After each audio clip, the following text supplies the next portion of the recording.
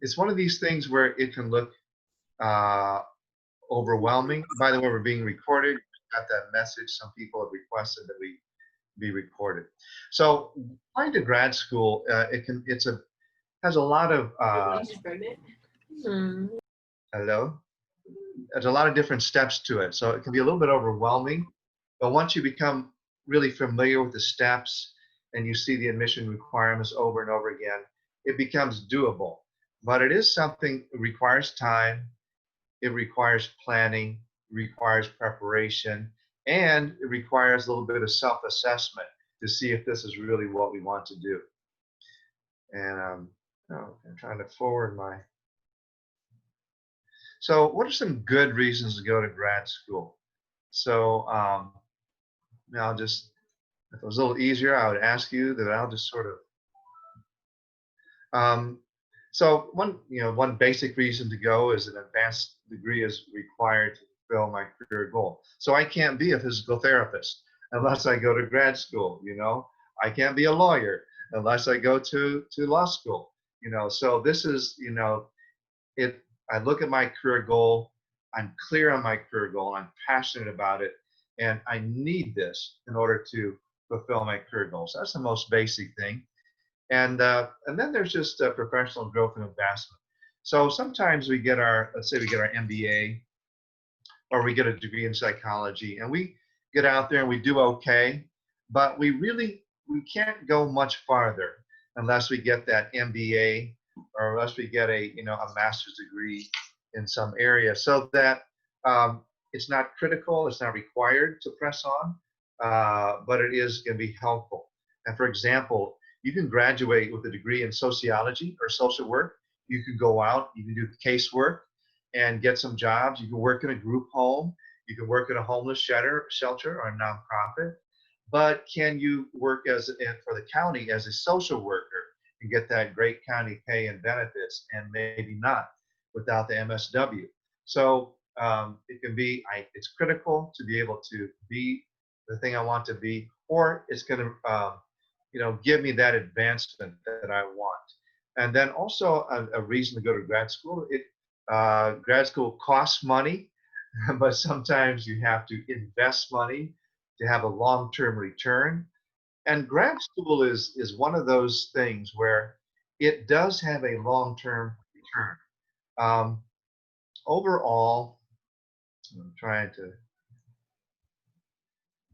There we go. Overall, statistically speaking, and as research from the Bureau of Labor Statistics, you're going to make on average, $10,000 to $12,000 more each year lifetime as a result of going to grad school. Of course, that's going to vary quite a bit from person to person, from profession to profession, but that's the national average. And so, by and large, it is a worthy, as long as you know that this is something you're going to continue with, then by and large, it is a worthy investment to go to grad school. So here's a big question, how do I, again, in this room we have a spectrum of confidence levels about I am certain that I'm going to grad school, or I'm thinking about grad school, or I feel like I need to go to grad school, but I'm just not clear that this is the thing for me. So how do we become more confident? How do we bridge that gap? How do we go from here to there? So let me suggest some basic steps. They're not anything you wouldn't have thought of, but if we kind of lay them out, it gives us some ABCs.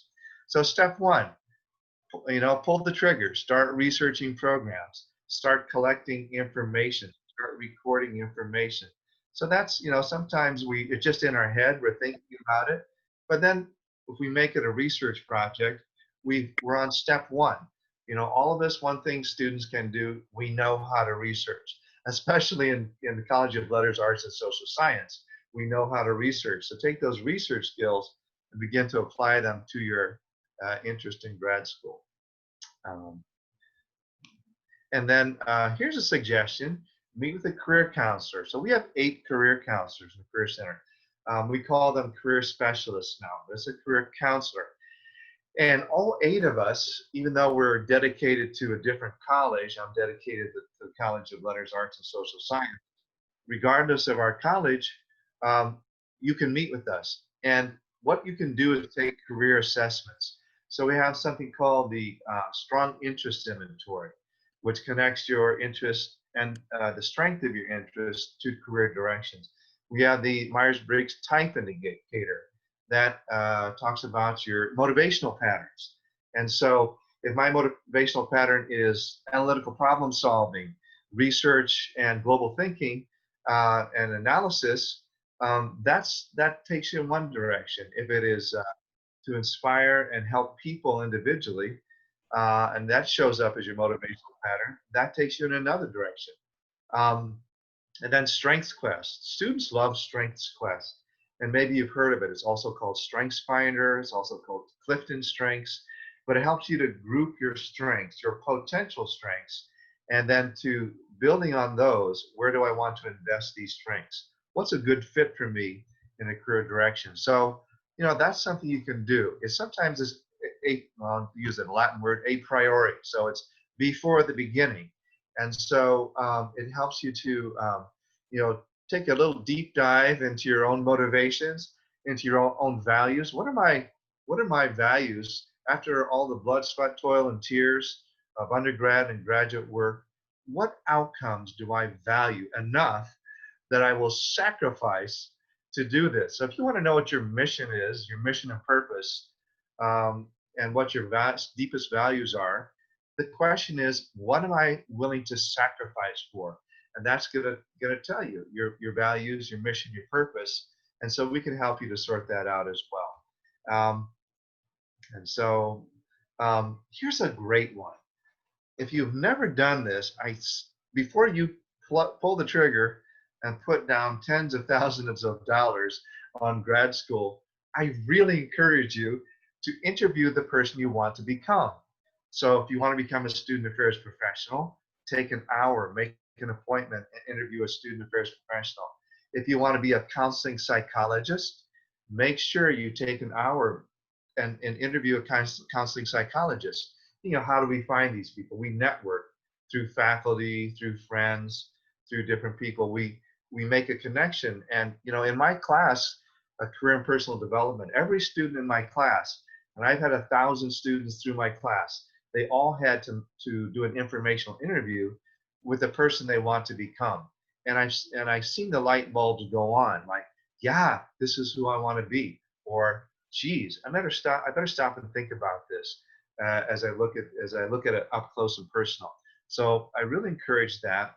And also we have a mentors network through the alumni relations, and these mentors can be found on Handshake. And so that's a good place to start. If you're thinking of a PhD, all right, I would get with a faculty person. They're the main people around Cal Poly who have been through the rigorous work of a PhD. Also, they have probably found funding for their PhD. So you want to pick their brain. How did you do that? Also, how do you get through 5 to 7 years of PhD? How did you do it? Did you start a family on the way? How did that go? So, or, if it's a master's degree you seek, feel free to talk with myself or any of our career counselors who've all got a master's degree. Many of your mentors in student affairs have master's degree, almost all of them. And Rosa, you have a master's degree, right? That's correct. I have a master's degree in clinical psychology with an emphasis in marriage and therapy. Would you like to tell us just a little bit on how you gained confidence on grad school is for me? Yeah, so I think for me personally, it was going to be a big decision. So during my undergrad, I kind of had a feeling based on, I double majored in psychology and sociology. So I had a feeling that grad school was going to be something that would be a very real possibility for me. So I think I gained confidence in my decision on actually starting to apply and whatnot after doing a lot of research. So I interviewed a lot of my professors. a lot of my peers. I kind of cold called people that I knew that worked in the field that I wanted to get into just to do some informational interviewing. And so I think the more research I did, the more I talked to people, the more basically all the information I got, then I felt confident that I was making a very informed decision. So that's kind of, I had to do a lot of research and a lot of planning, I think, ahead of time. So Great. Okay. Yeah. To get to that point of confidence, I think that's an excellent way to talk to a lot of people, especially in the field you're about to pursue. Awesome. Thanks, Rosa. And moving on, I have a little bit of trouble advancing. There we go. So what you might do, and this may not be for everybody, but for some of us, this is going to be the next step to create a little strategic plan and to write a mission statement of vocational purpose, career goals. So write a paragraph or two.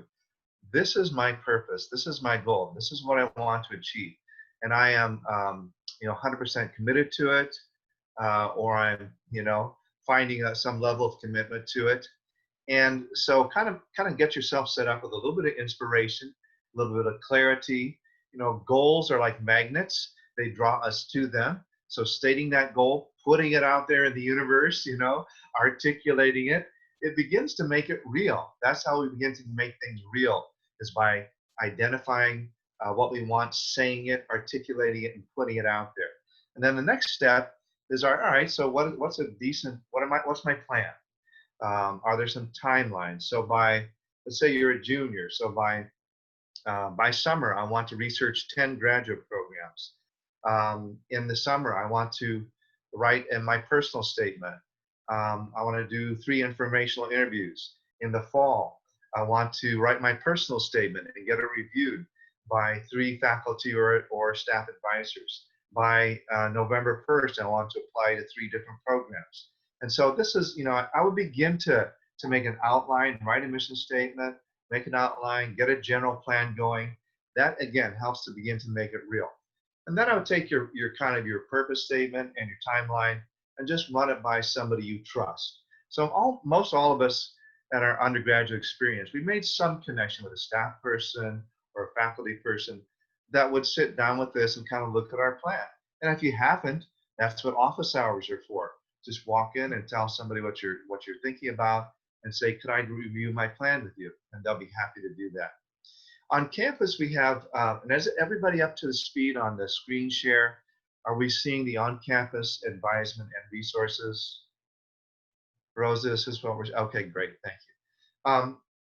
So we have a few designated advisors on campus. So for pre-professional advising, for almost all medical professions, and in class you may or may not be thinking of medical professions, but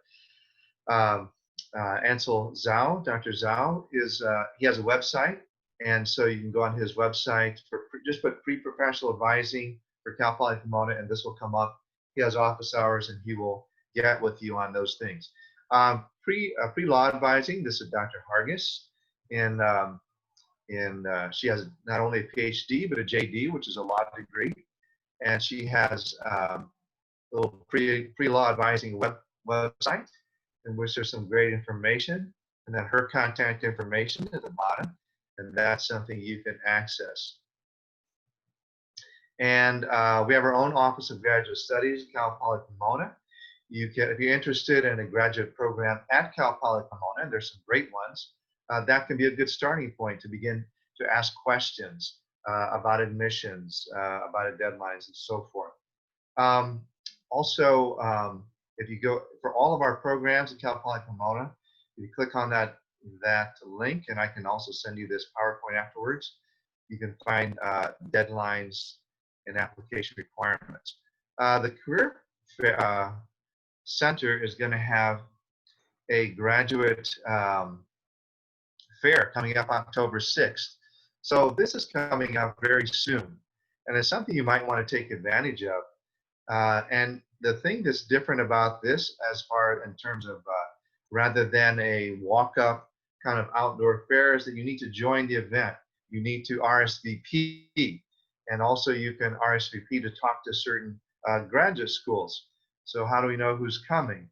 Well, you just hit, it says all employers, but it's actually all the grad schools who are coming, and you can see everybody who's coming, what kind of programs they have, and so forth. There's Western, there's law schools, there's all kinds of graduate programs, graduate schools. So it's a great opportunity to,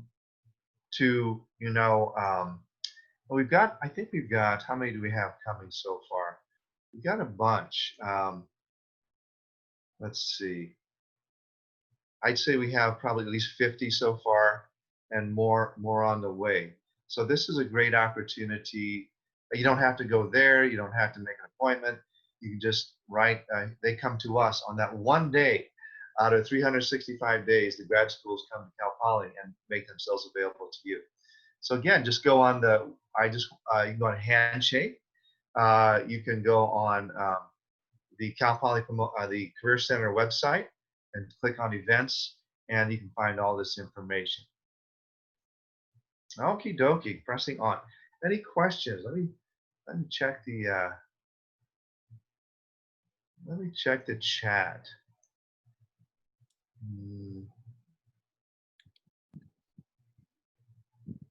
David, there is one question about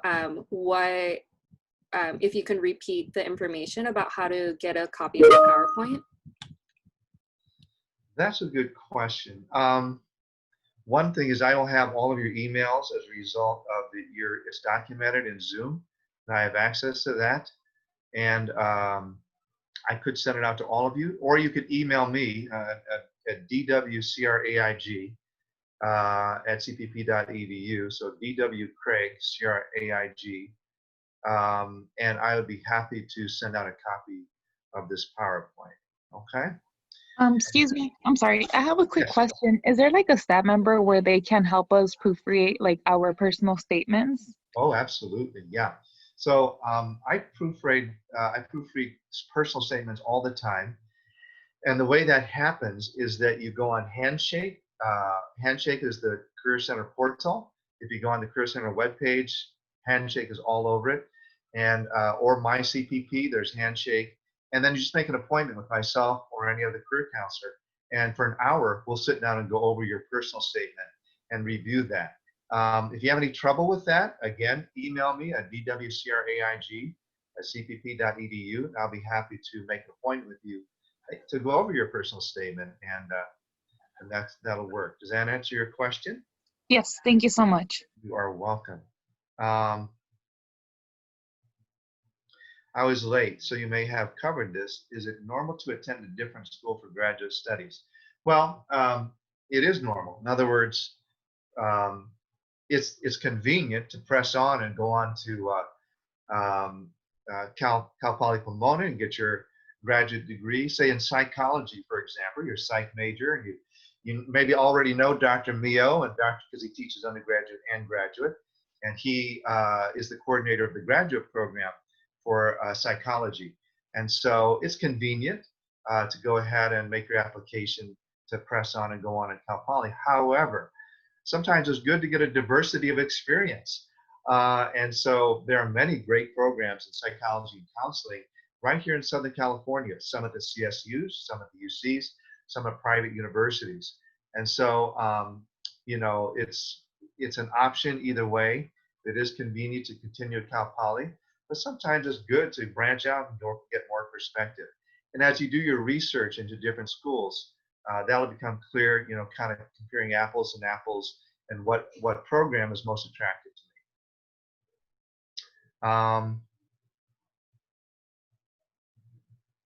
I'll hit this real quickly. We need to keep moving.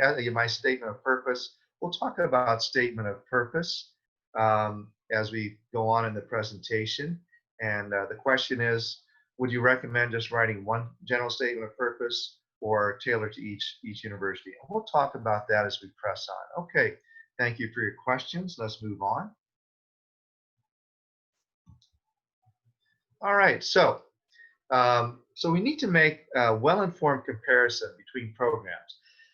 Again, the research tells us that nationally, when people apply to grad school, that they typically apply to 5.5 graduate schools, so 5 or 6 graduate programs.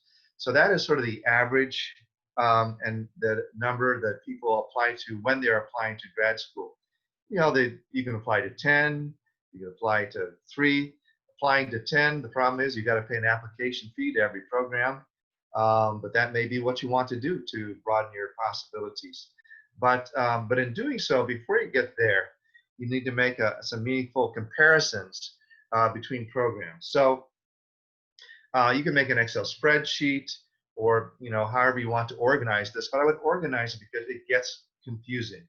The first thing you want to know are, what are the admissions requirements, and specifically, what's the minimum GPA? Most common minimum GPA is 3.0, but it may be different for different programs.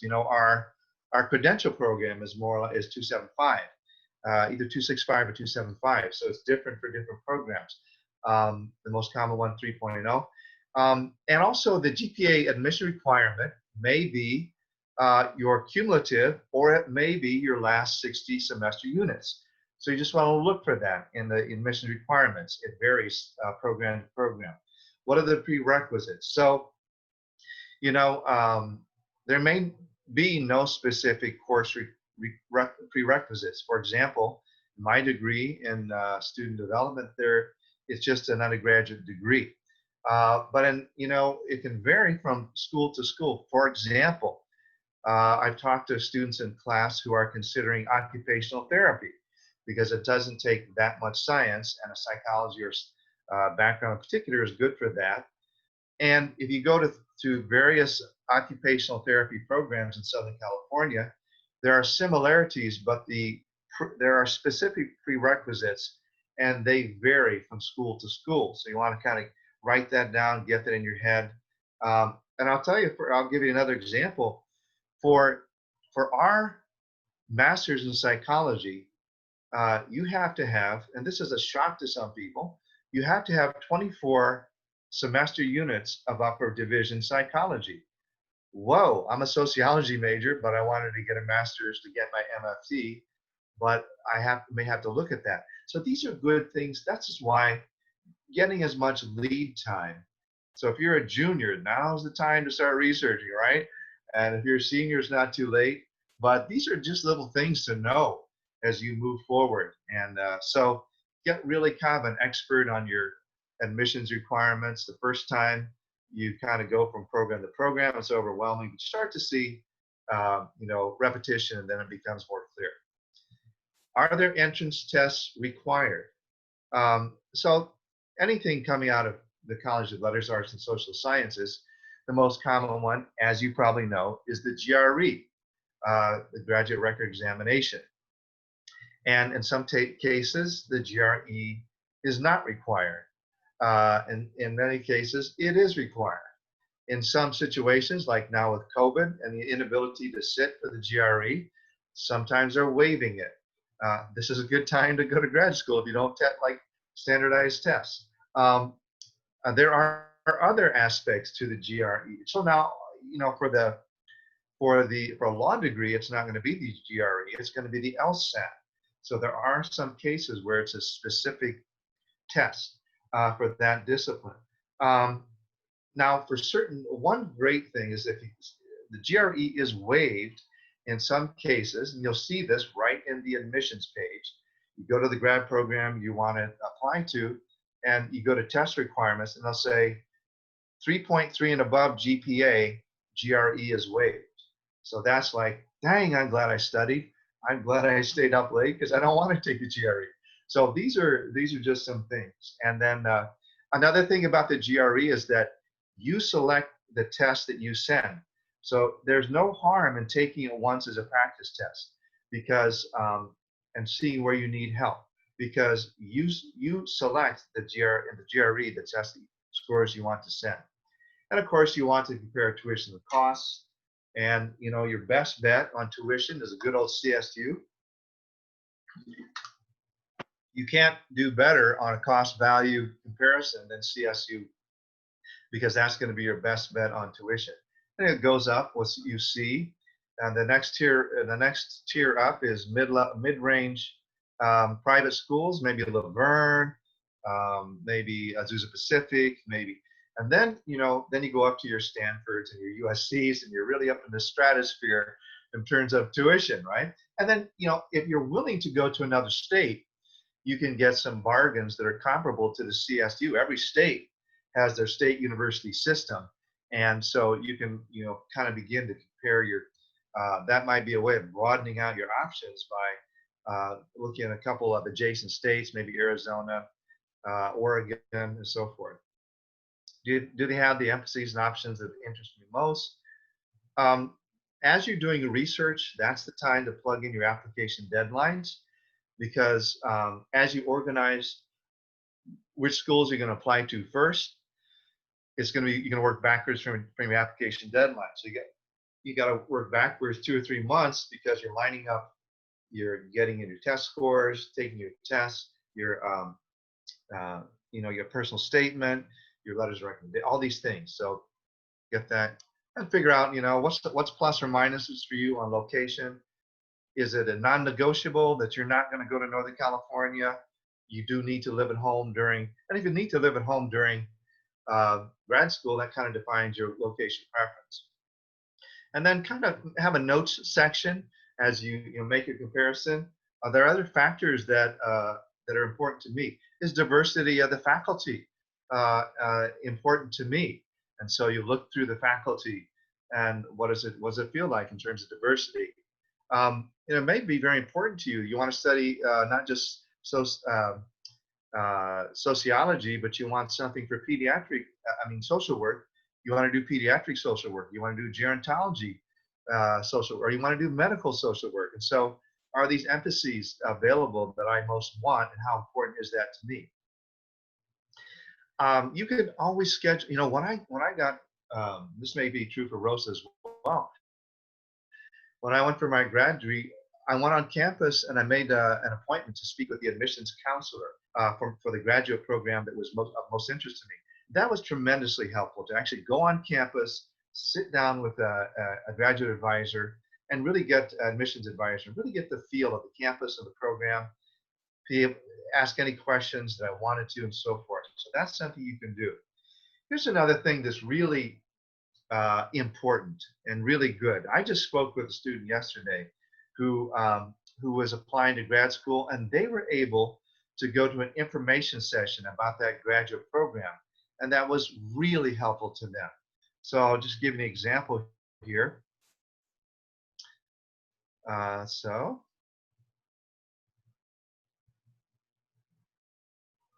So here's something familiar to me, the master's program in higher education in Long Beach. But what you want to look for here is, oh wow, information session. Do they have information? Have I missed it yet? And as it turns out, they have one coming up October 8th, and it's going to be a virtual information session. If I missed that, there's one in November. I don't want to wait that long. I want to find out as much as possible, as soon as possible. So that's a really great thing to do, and begin to look for those information sessions. Rosa, is there anything that you would add as students begin to make comparison between programs? I think that you'll cover this later, but I know that for me personally, I noticed there was a huge difference between what I would research online as opposed to actually going on campus and getting a feel of things. I think when I started interviewing for some of the grad schools, we had typically for lunch, they would have mixers with the faculty members and things like that. So I was able to kind of pick their brains a little bit and also kind of gain more information. So I think that's what I remember about getting like a feel of the program and of how the campus was like, and also the faculty advisors, since you will be working with them pretty intimately, I guess, during your program. Right. So that's the face-to-face contact is really important. If you can make it, it helps a lot in again getting a feel for the environment. Here's some general resources: Peterson's Graduate Professional Schools. So this is a source like, oh, I want to know all of the psychology, all the counseling programs or therapy programs in the state of California. Peterson's will give you all of that, and it will try to break it down by PsyD, masters in clinical psychology, different things. So The only thing on this is you got to get past the sponsored sites. So whenever you go on any of these sites, look for the line. Look for the line. It's just like when you do a search. Look for the after the line. There's no more sponsored sites, and it's just going to give you all of the programs as they come.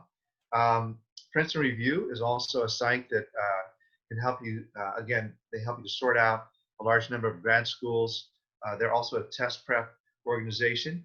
U.S. News and World Report. One of their primary function is to rank programs. Sometimes the national ranking doesn't help that much because you're not thinking of going to Harvard but it still will do ranking of programs. And there is something which I purchased just to test it out. It's called Grad School Compass through U.S. News and World Report. So on their website, it's $39. But what I found was that for almost every program that I could think of, they will have what are the average test score of the applicants, what is the average test scores, entrance test scores for the applicants, and what is the average GPA for the applicants. So that's a unique service. You have to buy it.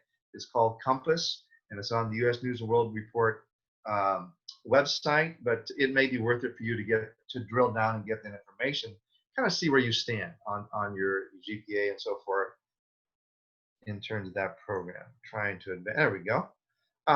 Okay, so let's talk about we've done our research, we've thought about it, maybe we've talked to some faculty and some friends and family, and we've kind of ready to get going on the application process. So, what do we have to do? So here's the typical components. You're gonna have an application, you're gonna have to write some stuff, you have to send in transcripts, of course, test scores may be required, personal statement, letters of recommendation. They may want a resume or CV, and I just helped a student yesterday to turn her resume into a CV to apply to grad school. So basically, she took, a CV at the undergraduate level is basically an academic resume. It's not like a CV for a PhD where you're doing publications and books I've written and courses I've taught. The CV for the curriculum vitae for the undergraduate is basically an academic resume. We can help you again at the Career Center to turn that resume into a CV. There may be an interview for your program, and so again, this is something where to be prepared for it, we do grad school interview practice tests all the time. You sit down with a career counselor. We'll ask you the typical questions which you would be asked by a graduate program related to your commitment to the program, to your field of study, and so forth. So that's something which may come up. Not all programs have interviews, but many of them do. Now, looking at the overall application process, for the CSUs, it's a two-step process. It's not that hard. When you applied to Cal State, you went through CSU Apply, and it was called something else before, CSU Mentor. But and it's the same thing when you go to grad school. Any CSU grad school, you have to go back and go through the CSU Apply. And so it's a two-step process. You apply to Cal State Long Beach Graduate Studies, and there'll be some supplementals for the specific program, say psychology, sociology, whatever it might be so that's a two-step, but it starts at the CSU Apply. And of course, if you're thinking of law school or something like that, it's done with a national process. So there is a unified application process and you go to the LSAC website, and that's where you'll find that process. And it's just a warning, it is early. These unified application processes are due in like October of the fall, before the fall you want to go. So, and then, because again, you go through the unified application process, and then you select the specific schools which you want to send this application to, and they'll do that for you. And you might get back supplemental questions, and then you complete those for that question. So, not to overwhelm you, but again, the process can be like a unified application process in some cases. And in some cases, you just apply to the school. All right, well, we need to watch the time. It is 12, oh Lord have mercy, it's 12:43. All right, well, we'll kind of crank through this because we're gonna end this at 12:50 in 7 minutes. And by the way, again, I will send this PowerPoint to anyone who requests it, as well as you can meet with me many students in class meet with me to discuss their grad school plans, and I'm happy to sit down with you at any time. So your key criteria for selection, we already talked about prerequisites, GPA, competitive test scores. Another thing is going to be your experience. So especially if you're going into something like social work, clinical psychology, higher education counseling, K through 12 counseling, they want to see that you have reached out to people. You know, you can't just apply to a master's program in counseling or in education without having some experience in which you have reached out to people. So if you don't have that experience, your next thing you want to do is get some volunteer work. And again, I can help you to find volunteer opportunities. You can find it online. If you have any interest in PhD, you've got to get research experience. So whether it's your own research experience as a student, but even much better is to be a research assistant for one of your faculty PhDs who are working on their research. Research experience is critical for a PhD application. And of course, you want strong recommendations. You know, you want to have clear statement of purpose. Talk about that more, and so forth. So some of the key components of the application package to think about is your letters of recommendation. This is one reason we build relationships with faculty. It's great for your educational process to build relationships with faculty. Mentors will expedite your professional development in all cases, but also you're going to need letters of recommendation. And in most cases, they will want 2 from faculty. And a third one may be from an advisor or from a supervisor. So we need to, get A's in our classes because, it's hard to recommend somebody if they didn't get an A in my class. And also it's hard to recommend somebody if we don't know them. So we want to be known. We want to have good grades. We want to stand out. Use those office hours. Go and make contact with your faculty, especially if you're doing well, and so forth. So when you ask for and people ask me for letters of recommendation quite frequently. And one thing I need for them is to see their resume or CV. And if possible, I wouldn't mind seeing your personal statement, even if it's your first draft. Why? Because I know you in the classroom, right? I know you in class projects, but I can't write an entire letter of recommendation that you're a good student and that you participate in class. I need to look at your resume and say, and also Susan also participates on campus in student leadership positions and reaches out to the community in volunteer work. I need more stuff. When you make that request, give them plenty of lead time, send them your stuff, and send them a thank you note. It's the professional thing to do. But also, you're going to need for them to update that letter of recommendation in the future, quite possibly. Again, your admission tests, learn all you can about them. There are test prep organizations, Kaplan, Princeton Review, Test Prep, other places. You can do your own. You can get your test prep books and do it yourself, or there are test prep courses. They are good, and they will increase your score. They're expensive. Kaplan and Princeton Review, they're going to charge you $1,000 for a 10-week course, but sometimes it's worth it. And if you're curious about the GRE, I recommend you go on the GRE website. And this is going to tell you great things about the graduate record examination, the most common test for class students. And they'll tell you about how to register for the test, how to get your scores sent to the universities you want to apply to, and also how to do prep. So, again, this is a great site to go to, kind of get familiar with the process, get familiar with the structure, the test structure, and also to get information on how to prepare. And they will give you free GRE test prep materials, and there's others you can purchase and so forth. Sometimes you can take a free GRE practice test and things like that. So I highly recommend this site. This is the official site for the GRE if you are considering that test. Checking the time, 12:48. Okay, we're okay. Pretty good shape. Personal statement, again. They may call a statement of purpose. They may call a personal statement. what they want you to write about, you'll know from the prompts. So they'll say, you tell us about your experience in helping others, your academic research interests, your qualifications for this program, who has influenced you as a mentor to pursue this field, and any other information that you may give us to improve your candidacy. So that's what it is. There's kind of a set structure. You want to start with a story that establishes your theme. You want something eye-catching in that first paragraph. That's not easy to do. That's why you need to go around to professionals to have it looked over. But that paragraph, the first paragraph, is going to be a story, and it's going to initiate your theme, and it's going to get the reader's attention. And then you're going to have, the rest of the paper is going to lay out, keeping your theme, bearing out your qualifications, your formative influences, your career goals, that's important, and your research interests. And then finally, you need a strong summary statement. I've seen personal statements that just end.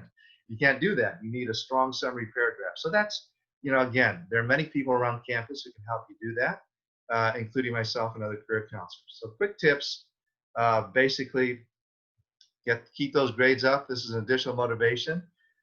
Get involved. You need that CV to have involvements.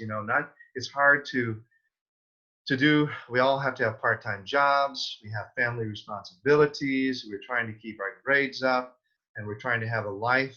But also somehow you need to be in that AKD or that Psi-Chi or that Social Services Alliance club. We just need to show that on our resume. Do those informational interviews. They are golden, and now's the time to do them. And it will strengthen your confidence about your way forward. If you're ready for grad school, you may want a gap year, and that's something you can talk to me about. Do I want to go to school right after school, or do I need to take a gap year to increase my qualifications, to do volunteer work, or whatever it might be, or to earn money for grad school? Again, start your research early, and all these things. Go visit the campus. So that's kind of in a nutshell. Just some kind of getting you thinking about grad school, giving you some things to think about. Again, make an appointment with myself or any of our career counselors on Handshake, and we'd be happy to talk with you. Email me if you'd like this presentation, and then you can access some of these links I didn't go to. And oh, great! In the chat room, this recording will be posted in our Class Student Success Center website. That's wonderful. And somebody got their USC application fee waived. That's awesome. We don't see what is on your screen. Sorry about that. You can take a look at this website on your own. And some law schools are now accepting GRE. Well, that's awesome. So that's great. Well, I'm going to end here so that everybody can leave. I'm going to stick around for a while. And if anybody wants to talk to me individually, I will be here. And great to have you all with us. Come see me at the Career Center. And again, you can email me questions. I'd be happy to answer them. Okay, have a great day. Have a great weekend. Thank you. You're welcome. David. You're welcome. My pleasure.